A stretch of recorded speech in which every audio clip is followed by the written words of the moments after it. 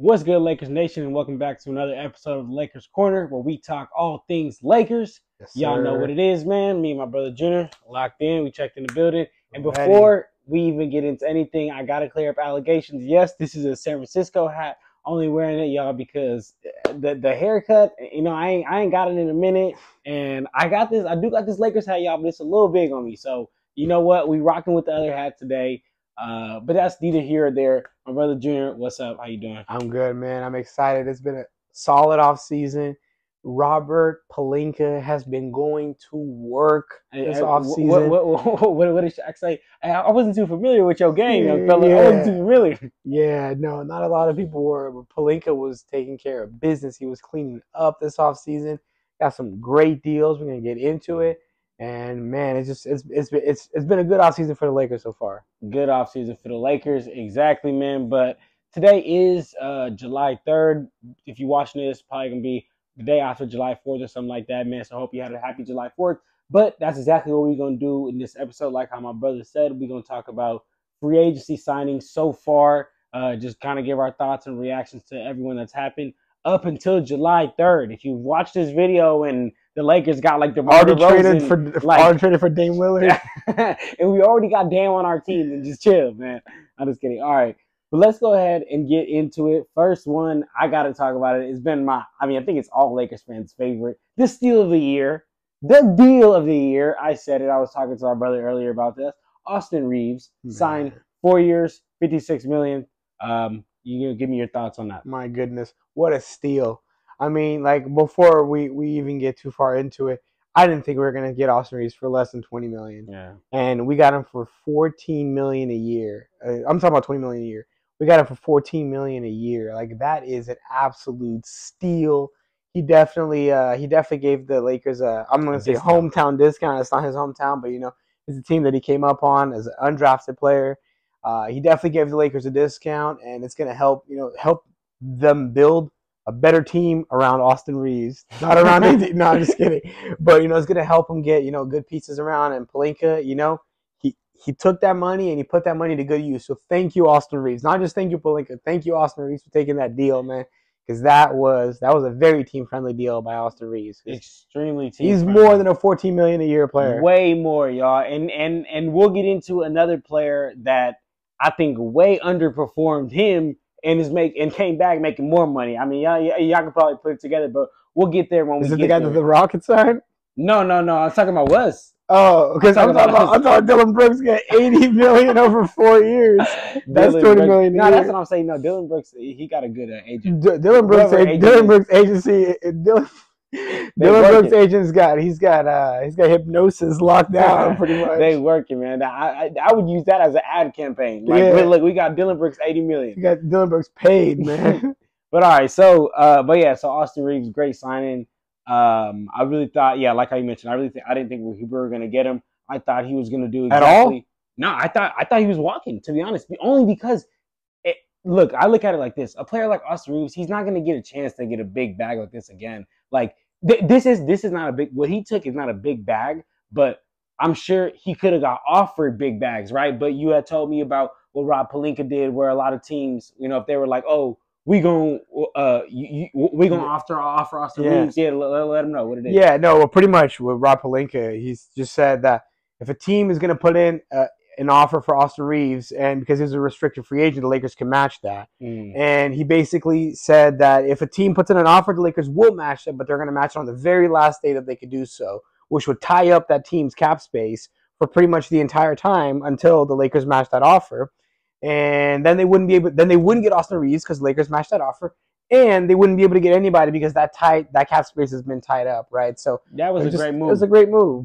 But veteran GM move right there. No, absolutely no. That's a definitely great veteran move. But I'm just saying, like, as far as like, I thought this man was gonna chase a bag, right, and be like, okay, well, I've never had a chance to get a big bag like this. Exactly like Gabe Vincent did. Exactly like Max Strus did. Exactly like how Duncan Robinson did when he had the chance as well. But no, AR stayed. He wants to win.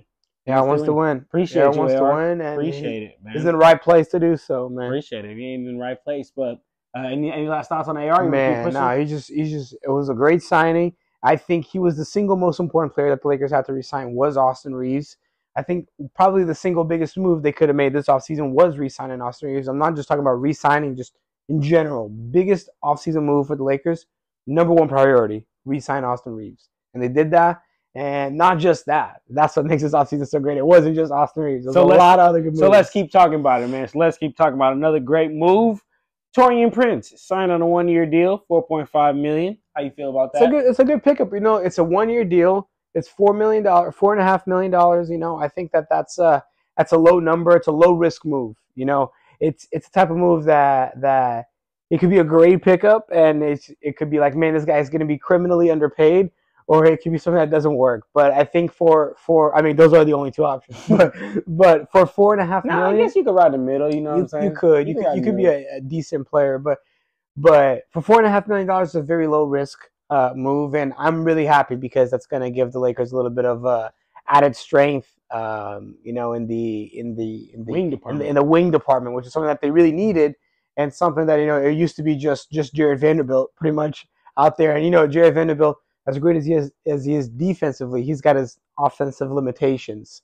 So I like Taurean Prince. I like that move. Tell me what you think about that. I love Taurean Prince. You said it exactly. He's just like another Vando, but that can shoot. Yeah. Vando, we notoriously struggled with that corner shot. And when he was on, the Lakers were unstoppable. Exactly. When he was, because he had games. He had like probably like 3 or 4 games. He would be wide open. Yeah. He would be wide open. So when he was open and on, it would be looking good. But it wasn't often that he was on. So you bring on Taurean Prince, a man who shot 38% from 3 last season.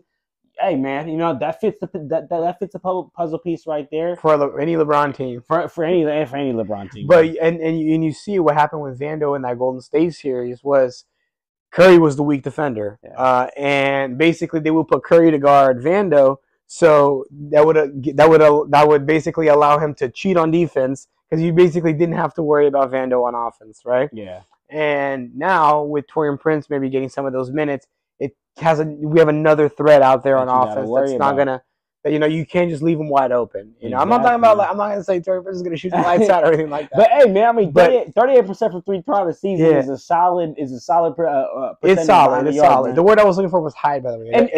And better than Vando, which is your point. Your point is it's better than Vando. So the word I was looking for was hide. It allowed Curry to hide on defense because you didn't really have to guard Vando, right? Now there's somebody to guard, you know. So it's a wing player that needs to be guarded. So it's a great pickup. And for $4.5 million, can't say much about it. Love that, Taurean. Come win with us, Taurean. Next player that decided to come win with us, Gabe Vincent, 3 years, $33 million. Real quick, you know, the other day when we were at the pool and I was like, oh, he got a bag. I was thinking of Bruce Brown. I just found that right. Bruce Brown did get a bag. He got overpaid. This isn't the Pacers podcast. I mean, no, he got. I think Indiana paid a lot. For Bruce Brown. A lot for Bruce Brown. Well, that's that championship tax right there. Yeah. That's that championship tax. But Gabe Vincent, 3 years, $33 million. How you feel about that? $11 million a year. That's a good deal. That's a good deal. I think he's going to give D'Lo some competition too at the guard position, and that's honestly great. Like I love to see guys out there giving the starters a run for their money, because that's going to force the starters to either step up their game, or we're going to have somebody overtake them and come take that spot and play into a starting role. Look at what Austin Reeves did. Austin Reeves played himself into a starting role. Absolutely. Right? So, and I think Gabe Vincent's got the potential to do that. Like, no, he's not going to be, he's not, Gabe Vincent is not a premier name. He's also an undrafted player, right? But I think he proved his worth in this last postseason. And I would love to, see him continue to do that, continue to elevate his game. And I think he's gonna be a good addition to the Lakers. He's gonna make the Lakers a deeper team. He's gonna be, because look, you have an $11 million player coming off the bench. Theoretically, I'm assuming he's gonna be coming off the bench, right? Because I'm assuming we're gonna be starting with D'Lo and have Austin Reeves as the other guard. Let's see. But yeah, let's see. Gabe Vincent can start, but like I said, when you have a player of Gabe Vincent's caliber coming off the bench, like. That's another piece in the recipe for success, and that's why I'm so happy with what Pelinka did this summer. Facts, man. Gabe, I feel like, at least to me personally, that came out of nowhere. Like all of a sudden, like I was shocked. And I'm tapped into the NBA community, so like I'm listening. I'm on Twitter. I ain't see no reports about it. I ain't hear nothing about it. All of a sudden, we doing shout out KOT. We doing a draft live stream. and then boom, Gabe Vincent signs with the Lakers. I'm like, what? Yeah, That came out of nowhere. That was definitely out of left field. And you know, I'm tapped in with Robbie P.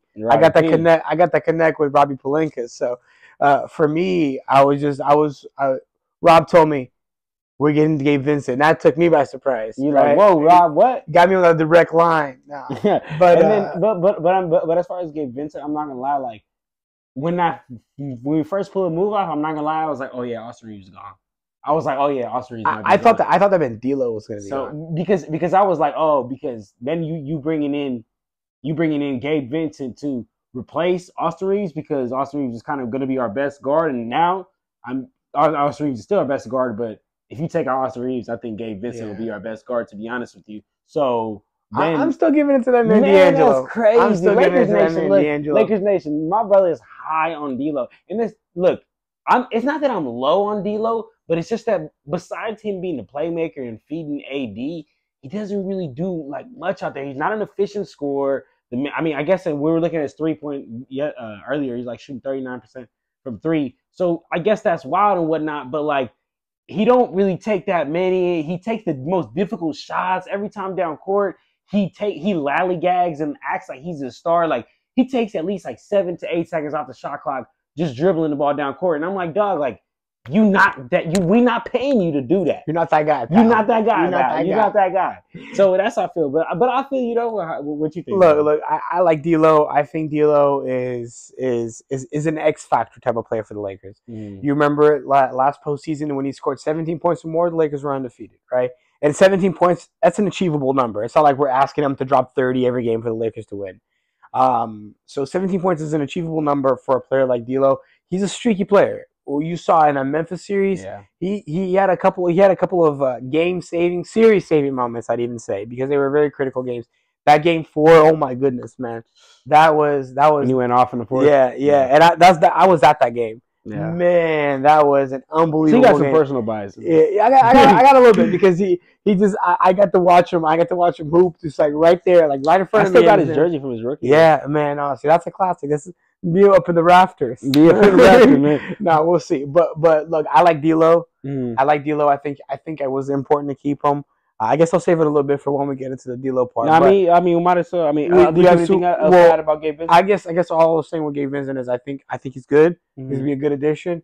I don't like because you were saying basically that bar Austin Reeves, he's our best guard. I don't think that's the case. And you said when we signed, I think D'Lo's the second best guard. And you said when we signed Gabe Vincent that you thought that meant Reeves was gone. I thought that meant D'Lo was gone. I felt confident about Reeves coming back. I felt like there's something about Reeves, like he's a Laker through and through, you know. And I mean, who knows? Probably, but $65 million. This will probably get soundbited at some point in the future. But no, but I think that Gabe Vincent move, I thought it was going to mean D'Lo was gone. It doesn't, so I'm happy with it. And with that, we can get right into D'Lo. But hold on, before we get to D'Lo, I want to say one thing. Because now that Dennis Schroeder is gone, I seen this point earlier. Great point, and I got to give a shout out to the Lakers Nation articles. It said Gabe Vincent is a replacement and an upgrade from Dennis Schroeder. And yes. I like that. I like 100%. That very much. I like 100%. That. As much as I love Dennis, you know how much I love Dennis. He was great at keeping the defense on their toes. The second he get it, he jabbing, getting to the hoop and all that. But I think Gabe Vincent is a better shooter. I think Gabe Vincent fits the system better. I think Gabe Vincent is a better playmaker. He's just a better all around. So 100%. Shout out to Lakers Nation for that. 100%. No, 100%. I think with Dennis Schroeder, and by the way, like I'm happy he got paid. Like I like DS too. I really do. Yeah, I like him. Year in Toronto. I like him. I think it was 2 years, 26 million. Yeah. So 13 million a year. Dennis, 13 million. And look, I'm happy he got paid. I'm also happy it wasn't the Lakers giving him 13 million. Yeah, because no, it is because look, like you said, I do think Gabe Vincent is an upgrade and a cheaper upgrade because I guess Dennis was on a vet minimum with the Lakers. Yeah, but this year he's making 13. Gabe's going to be making 11, right? So it's an upgrade. Somehow we're still saving some money there, and it's going to be a move that is going to help the Lakers a lot.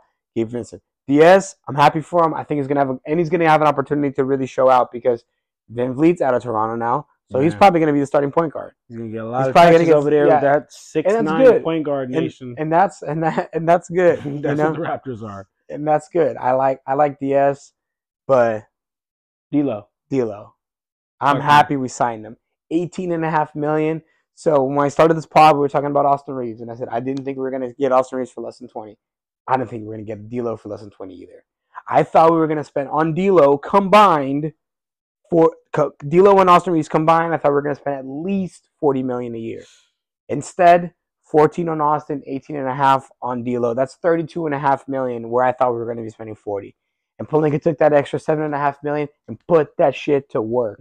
Like Pelinka, man, fuck, man, hats off. Like I'm not even wearing a hat, but hats off. I'm not gonna get shit Don't do on the that, pod don't do here, that, do that. but hats off. But not talking about Pelinka, talking about D'Lo. Great signing. Has some familiarity with the system. Sometimes, he's got a little nicks and knacks injuries, which is it causes them to miss a little bit of time. But I like continuity, right? Like we were just talking about earlier. The Lakers blew up that 2020 team. There was no reason to do that. What happened? It broke up that continuity. Now, I will say one thing, a huge caveat, and because it's Lakers Nation, I'm pretty sure a lot of people are going to resonate with this. I don't agree that the Lakers should have broken up that 2020 team. Yeah. But in 2021, if Anthony Davis doesn't get injured, that team can go far. Remember, that team was up 2-1 on the Phoenix Suns, who went to the finals that year. It was Suns versus Bucks the finals that year. They were up 2-1 on the Phoenix Suns, about to go up 3-1. AD gets hurt, they lose 4-2. Okay? AD doesn't get hurt that year, the Lakers are probably back in the finals. Yeah, man. Like, are they beating the Bucks? I don't know, and that's probably another topic for another day. But I'm not saying that breaking the 2020 team just made a complete disaster in 2021. It was injuries that derailed 2021. But continuity always helps. So getting to bring back D'Lo, getting to bring back Austin Reeves, getting to bring back Hachimura, who we're going to touch on still, it's all good. So I'm happy that we were able to re-sign D'Lo, get him continuing minutes on this team, and it's going to allow him to be an integral part of the team because even though he could be inconsistent, his highs are pretty good. He's got some low lows, but he's got some high highs. And I think that that's the type of player you need because if you could get a couple of games of all-star D'Angelo Russell mixed with LeBron, who's what LeBron's going to give you every night. You know what AD is going to give you every night, right? If you can get a third all-star, right, and which is an all-star performance out of D'Lo, an all-star performance out of Austin Reeves, we don't even need everybody to operate. We could have D'Lo be on some nights. We could have Austin Reeves be on some nights. Honestly, with the way that even though the Lakers got swept in that Denver series, Rui played his ass off. We could even have a couple of Rui Hachimura nights, So I like D'Lo, not just for his skill, but for continuity. But I know you were a little iffy on D'Lo, so talk to me a little bit about D'Lo. I mean, how you felt about that signing? I mean, for the signing, I think it's crazy though. We're giving him more than we're giving Austin Reeves. I think that's wild. But I guess that's just a credit to Austin Reeves plugging us and taking care of us. But as far as D'Angelo Russell, I think he's like I said, takes too long in the shot clock. He's inefficient, not the greatest defender, which causes a lot of flaws on our defensive end. And D'Angelo Russell, at the end of the day, at least before this season, I thought he was going to ask for more because everywhere he's went, he's always asked for more. He's always he's always thought of himself higher than what he actually is, and that's no knock to him. I love D'Lo, great guy, but just you think you're worth something, but you just that's just not what you are. And I thought that's what he was going to ask for, and if that's the case, he could walk because, in my opinion, all D'Angelo Russell is good for on that team is feeding Anthony Davis. Granted, that is extremely important because Anthony Davis is the engine to this team, so we need AD. So he's integral to the team. Yet I'm not trying to throw him, 23 or 22 or anything like that. So. I think you could have gotten 25, man. What? I think you could have gotten 25. Wow. I'm not saying we should have paid him 25. That'd be crazy. But I think you could have gotten 25 somewhere because it's like you were saying. If anything, someone's just going to try to take him away from the Lakers. Yes, but at this point, that's different than the Austin Reeves situation because at this point, D'Lo is a proven playoff dropper. Did it in Minnesota, did it in LA, and he was so bad in the Western Conference Finals. Look, he was so bad in the Western Conference Finals, but he was also great in the semifinals, right? It's a matchup thing. Like I can't just not like that's what I was talking. I was talking to the homie Nick earlier about this yesterday. Mm. It's hard for me to say, damn. Like for example, I would say Anthony Davis got outplayed by Nikola Jokic in that series, right? Yeah. Like a lot, right? Yeah. But I'm not gonna say Anthony Davis is a playoff stinker or anything like that. He got outplayed by a better player, But and I think D'Lo is the same thing. I think he falls victim to that. I cannot just judge D'Lo based on how he played against Denver because he played well against Golden what State. about when he's in He played- Minnesota? Did the same thing last year. I can't speak too much about D'Lo, Minnesota D'Lo. I'll let you speak on that. But what I'm saying with D'Lo is I can't just knock him for one playoff series against the Nuggets. And yeah, it was an atrocious playoff series, but you can look at it from so many different ways, right? Like it's an individual matchup thing. Let's look at Hachimura, for example, right? Hachimura, he was good. He was very good. I'd say, look, he was good the very first game of the playoffs against the Grizzlies. The very first game, remember? The Rui Hachimura game. He was solid throughout the rest of the series. He was okay to good against Golden State. He was pretty good against Denver. I'd say Denver, outside of maybe the beginning of this Memphis series, Denver was probably his best series, despite the Lakers losing every single game of that series. But I saw some statistic that was the lowest margin of victory for the Nuggets in a sweep ever. Like every game was like 5 fucking points or something like that, right? Like, but it was every single time it was the win, and it comes down to like Jokic chucking up a shot here, like chucking up a 1-footed three, and that's what ends up winning them the game. You know what I mean? But with Rui, what I was trying to say with Rui is, if the Lakers would have lost to Memphis or would have lost to the Warriors, we wouldn't have seen Rui in that Denver series, right? Do you think we would have pushed so hard to keep him? Do you think we would have pushed so hard to re-sign him? Do you think he would have been able to get as much money as he did, right? So it's a matchup thing, and I think D'Lo was in a less favorable matchup against Denver, and that's what kind of hurt his stock a little bit. But that worked out a little bit for the Lakers because maybe if the Lakers never play Denver, he never drops these stinkers, maybe he is getting paid $22-23 million. You know what I mean? Mm-hmm. So maybe that helped bring his value down a little bit to the 18.5 that we're at. I personally think D'Lo for 18.5, it's got my thumbs up, my seal of approval. I like D'Lo at 18.5 because you said he's a facilitator. I agree, but he could be a good shooter, man.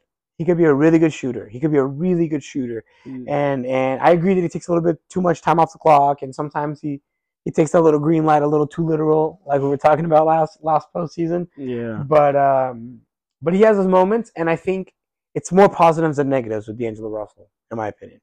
Okay. Do you feel that way, or you feel like it's more negatives? I don't know. I mean, I need to see it. This is my last year. Like, if D'Lo stinks it up again in the playoffs, like that's 3 years in a row, and I'm like, yo, okay. Like then I'm hands up. But that's fair. Again, like I give him another playoff series. I need to see him not only be more efficiently, but just do more, especially on the defensive end, do more than just run pick and rolls with AD and pass AD the ball. And then sometimes he's not even really giving it to AD. You missed him. But let's talk about Rui though. You talked about Rui. Also came back, signed 3-year, $51 million deal. And you have any thoughts on that? Rui was another player, like I was saying. I'm glad we got the Denver series because we got to see how to use Rui properly, right? How Darvin Ham can use Rui properly. And I was happy. I was happy with the signing. I thought Rui did a good job throughout the series. I think earlier in the playoffs, he wasn't getting as much play where I think he should have been. And he did a good job of staying ready, right? Like Lonnie Walker, too. And shout out Lonnie Walker. Lonnie Walker. In the end, we'll talk about the departures. We'll talk about the departures. But he did a good job staying ready. And that's one of the biggest signs for me that a guy is a good professional. Is even if his number is not getting called, he's staying ready and he's ready to go when called upon. Right? Facts. Like Ken Bazemore. Ken Bazemore is ready if needed. I don't know if you remember that, but when he was on the Lakers, he used to always tweet that Ken Bazemore is ready if needed. Right? And he wasn't needed, but Rui was, and Rui was ready, and Rui did his thing. And I like that. So it shows good professionalism with him. I've heard a lot that he's been really in the gym with Phil Handy this summer, which is you love to see. Phil Handy, one of the best assets the Lakers have. And he was in the gym with Phil Handy a lot this summer. So we'll see if we can see that increase shooting from Rui. But Rui's mid-range game, That shit's Cold. pretty fucking cold, dude. Cold. That shit is cold. Like coming off the you mid range, right at the elbow. and then, dude, what was that? I think it was the Denver game where I think he dropped like 11 or 13 points like in a row, like without missing. You just take it up court, mid range. Take it up court, mid range. Right? Grab a rebound, put it back up. Like he was solid. He was a solid player, and I'm happy that the Lakers re-signed him because that was when I said that we had two critical re-signings. It was those two guys. Him and AR. It was Austin Reeves and Rui Hachimura. And D'Lo, like, I don't think it was a critical re-signing. I was okay if D'Lo walked for the right price. You know, I was maybe if we would have flipped them or whatever. But I think Rui and Austin, two non-negotiables. Rob closed them both. Good job, Rob. On the phone said it won't be long. Good job, Rob. But yeah, I mean, I'm right there with you for everything you said, Rui. He's great. He was ready when his number was called. He can also play multiple positions for us, defend multiple positions, act as if multiple roles. So, I mean, he's extremely expandable. Last thing I want to say on Rui, and then we'll get to Cam. I really can't believe we got him over Kendrick Nunn. Bro, Kendrick Nunn, oh my man, I loved Kendrick Nunn in Miami. I honestly don't know what happened to bro. Like, we didn't even got to talk about my dog, but like, I think he really forgot how to hoop. Yeah, which is crazy. Kendrick Nunn was. I was very excited when the Lakers signed him. I was the year he was out. People was like, the Lakers suck. I was like, because Kendrick Nunn ain't played. Man, I look crazy. He came back and gave us none. But somebody that's gonna give us some. Yeah. Cam Reddish. Cam, yes. 2-year, $4 million deal. Oh, that's also 2 years, $4 million is 2 years, $4 million. That's $2 million a year, man. That is nothing. And for a vet, I mean, I wouldn't. Sorry. By the way, when I say nothing, I'm talking about no. You could throw me that $2 million a year, and I'll take it. That's crazy. But I'm talking about in basketball terms, $2 million a year is nothing. I think he's got a potential to be like when we had Kuz on the team. Yeah. We were paying Kuz peanuts, and he was balling, right? So relative to his contract, his value was up here, and I think we could have something similar to Cam Reddish with Cam Reddish. Man, yeah, I like Cam. That's honestly a good sign. Tell me a little bit more, because I know you're more tapped in with the rest of the NBA. So tell me a little bit more about Cam. Like, what do you think he's gonna be able to bring to the team? Like, I think Cam's he's gonna fill out that slot with Taurean Prince and Rui, because I mean he's a 6'7" wing. He can shoot the ball. But most of all, Cam is a bucket. Like one of those guys, like you remind you of like a Lou Will. Just can go get a bucket at any time, put the ball on the ground. I remember when he was at Duke with RJ and Zion, because they were at RJ, Barrett, and Zion. And I know I'll give flame for the take. I'll be honest. But I was saying like Cam Reddish is going to be the best one in the NBA. Watch, Cam Reddish is going to be the best one. And he still has potential to do it. I mean, RJ Barrett inconsistent, Zion can't stay off the models. Can't stay off the models. But Cam Reddish, he just honestly hasn't got a chance. Look, his first 2 years in Atlanta, when he did get a chance, he was averaging 10+ points. In Portland, when he got a chance at the end of last year, he was averaging 11 points, but only for half the season. And then in New York, he was getting DNPs. Tom Thibodeau wasn't even giving him a chance because he don't let the young guys rock or whatnot. But I think that Cam's gonna be great for us, like how you said, like a Kuz type thing. He's gonna be able to outplay his contract. But Cam's career, this is gonna be a fork in Cam's career, because he can either play well on the Lakers, and Lakers is gonna love him. Oh, NBA gonna be like, wow, because he's gonna get so much media attention. Or he could play bad, and his career can just get derailed, because that happens to a lot of Lakers players. Yeah, no, for sure. No, the lights are definitely brighter in LA. The lights are definitely brighter in LA, and not everybody's built for it. Yeah, not everybody's built for it, and you'll get into these situations where you'll get good players. Like, actually, it's funny that you brought up Lou Williams. He was good before he was on the Lakers. He was ass on the Lakers, and he was good after the Lakers. He couldn't handle the pressure of playing for the Lakers, and he played for the Clippers, and he didn't even play that bad for the Clippers. Yeah, it's not even that the lights are brighter in LA. The lights are brighter on the Lakers. Like, anybody could go play for the Clippers, right? but not everybody can play for the Lakers. And I think that's the difficulty with a lot of these players that are signed. Like, this is the same thing I was saying with Taurean Prince. Like, when you sign these low deals, like it's any deal. Yeah. But at least the benefit with these low deals, like Cam Reddish's, is if it doesn't work out, you're really not losing that much. So it's a risk worth taking, and that's why I like the Cam Reddish deal.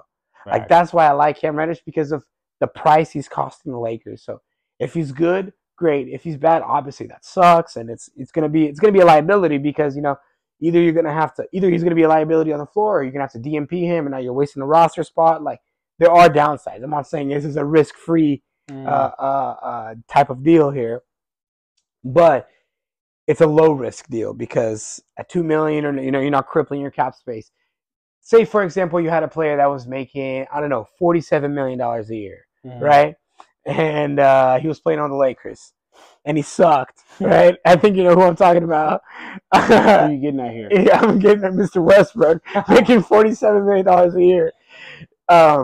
The difficulty there is playing through the contract. He's tying up $47 million of cap space. And by the way, I'm totally kidding when I say Russell Westbrook sucked. It's not that he sucked. Yeah. It's really not that. Just a fit. It's that he was making $47 fucking million per year. Like that's the problem. If he's making that much money, you can't build a roster around that when you also have LeBron's salary and Anthony Davis' salary. And that's not Russell Westbrook's fault. Like he should be making as much money as he possibly can. Like right, like that's Pelinka's fault. That's the Lakers front office fault for even trading for Westbrook. But that's a whole different trade. Thankfully, we're past that. Yeah. But what I'm saying is with Reddish, you don't have somebody tying up that much money there, right? So if he sucks, he sucks. You move on from it. And if he's great, you got to steal for $2 million a year. Facts. Shout out Cam. Hopefully Cam will be great. And then to wrap up, Killer Cam. To wrap up, we just talk about some of the losses. We don't got to spend too much time on it. But do you have any condolences for Lonnie Walker, Dennis, or Troy Brown, or Mo, or Malik Beasley? All right, I'm gonna touch on the fast ones. Dennis Schroeder, happy he got paid. Like I said, I like Dennis Schroeder. I like him quite a bit. I have a kind of a love-hate thing for him. Didn't really care much for him. Actually, I liked him before he was on the Lakers, before the first time. I used to like in OKC. I liked Dennis Schroeder. Came on the Lakers, I liked him. Then when he refused that contract, I was like, bro, who does this guy think he is refusing this contract? He's trying to get a bigger bag. Ended up shooting himself in the foot there. Then when he left and he went to go play for the Celtics, I was like, see, should have just taken the contract. I'm glad he didn't. But then he comes back for the Lakers on another minimum, and he played really well. So right now, I like Dennis Schroeder. I'm happy he got paid. Troy Brown, sayonara.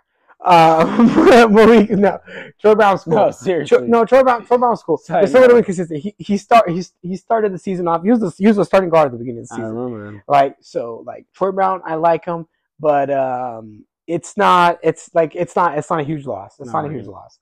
Malik Beasley, he signed for a minimum contract. I would have liked to keep him for a minimum contract because he's got potential. He would show that potential sometimes.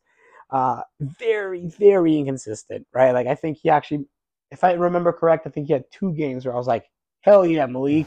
Like there's only 2 games. But for a minimum, it's like we were talking about with Cam Reddish, paying him very little, right? Like not a lot of risk there. But I'm happy the Lakers didn't pick up his option because I think his option was like more than $10 million. I think it might have even been like close to $15 million. We'd have to probably look into that. So that's okay. So you said Troy Brown, DS, Malik Beasley, Lonnie Walker, Mo Bamba. I'm going to get to him very last. Lonnie Walker. I would have loved to keep Lonnie Walker. Lakers right now have, as of July 3rd, have 13 players signed. For the last 2 spots, I wanted to get Lonnie Walker and a center. I know John was talking about maybe leaving that 15th spot open. There's some truth and validity to that.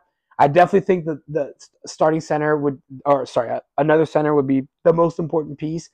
I would have loved to keep Lonnie Walker. I think he also signed for the minimum with the Nets. Yeah, I think he did. So, damn, it's too bad we couldn't keep Lonnie Walker. But this team's also very guard heavy now, right? With Reeves, with D'Lo, with why am I blanking on this guy's name? With Gabe Vincent. I was just blanking on it. And now with Jalen Hood-Schifino as well, right? Yeah. I mean, we'll see how much play he's going to get. But I wanted to keep Lonnie Walker. It's too bad that we couldn't. I like Lonnie Walker. I think it was a crime that he wasn't getting any playing time for as long as he did. I think he should have gotten way more playing time than he did. But he stayed ready. When his number was called, he went out there and he balled, and I'm happy he did. And honestly, like I said, sucks that we didn't keep him, but best of luck to him because I do really like Lonnie Walker. And Mo Bamba, there's a possibility he may still stick around. the Lakers just declined that player option, so they're not going to pay him whatever the option was. But we could still sign him, and I think that it would be a good signing. If you look at the remaining bigs out there in the market, it's really nobody much better than Mo Bamba. Like, if it is, we're talking about maybe marginal differences, right? Yeah. So bring back somebody that's been on the team. I mean, he barely played, but bring back somebody that's been on the team, a little bit of continuity there. And in theory, not seen it in practice yet because he hasn't played it that much, but in theory, he is a big that can stretch the floor. He's a big that can shoot, right? Like, in theory, statistically speaking, looking at his numbers, that's what he could do. If we can get that level of Mo Bamba that could, alter some shots at the rim, that could actually make some shots, from deep, really stretch the floor, great pickup. Great pickup, and I don't think it's going to cost the Lakers very much. So I'm not saying bye to Mo Bamba quite yet because there's a possibility he'll still be around. But tell me about the departures. No, man. I mean, hey, I'm happy Troy's gone. I could care less about Mo. Like I said, I think we should just sign one more big, and then leave that 15th roster spot open. Lonnie Walker is sad to see you go, but I mean, our guard heavy was we're just extremely guard heavy. And Dennis, sad to see you go, but again, we're just extremely guard heavy. We got to upgrade with Gabe Vincent. But all right, so let me ask you something. You said you didn't really care much about Mo Bamba. Mm-hmm. Who do you have a center that you would sign out of the free agent market right now? That would be better than Mo Bamba for this team. I'd probably get leave that roster spot open, but let's see the free agents right now. Well, we got two. There's two roster spots, so you could still sign a center and have an open roster spot. Because I'm thinking without Mo Bamba, Mason Plumlee just got taken off the market today. Yeah, he did. Clippers signed him, right? I'm really thinking Mo Bamba's probably the best center out there that's left. I mean, somebody could be slipping my mind, but as I think about it, I'm thinking it's probably Mo. Yeah. I mean, Christian Wood, you brought up Christian Wood, right? Yeah, but he's not even really like how we said, like a big. He's more Christian Wood is going to be. He's going to be more. I mean, I guess I guess. I mean, Bismack Biyombo. I think Bismack Biyombo is still out there. Like I said, DeMarcus Cousins is still out there, but I guess that could be disrespectful to some NBA players. Bismack Biyombo is disrespectful to Mo Bamba. Boogie, Dwight Howard, those are players that. Yeah, it's a gamble. It's a gamble if you sign those players. It's a gamble, and it could be a low cost gamble, but you have to remember, if you have low cost gambles are good, like we talked about earlier. Low cost gambles are good, but you have too many of them. A lot of them go wrong. That could really derail the team, right? You could end up playing an 8-man rotation in January, and you don't want to be doing that in January. That's playoff basketball. You know what I mean? So you have to be careful. You take too many gambles, and I think the Lakers have a couple, and probably whoever you're going to sign now with that spot is probably going to be a gamble, but you want to try to get that dialed in as much as possible, and I think Mo gives us the best shot for that. But man, I mean, maybe we do bring Mo. He's like 7'3", so 7'3", he can shoot. Yeah, and when he played, like he had at least one block shot per game, which is, I mean, you should be getting that at 7'3". You better be doing something like that. But and plus, I mean, we have to put him on Wembanyama too. Man, somebody not to stop him. But Lakers Nation, man, I hope you guys enjoyed this episode. Just wanted to give y'all a quick recap on free agency. Our thoughts, but stay tuned. We probably got some more work to do this offseason, and we'll see y'all we'll just see y'all next episode, man. I'm excited to see what Robbie P's got cooked up. All right, let's see some Robbie P. But let's get to work. We out here, y'all. Junior, you got anything last thing to say? No, that's it, man. I'm excited. Lakers, let's go get number 18. Let's do it. All right, y'all.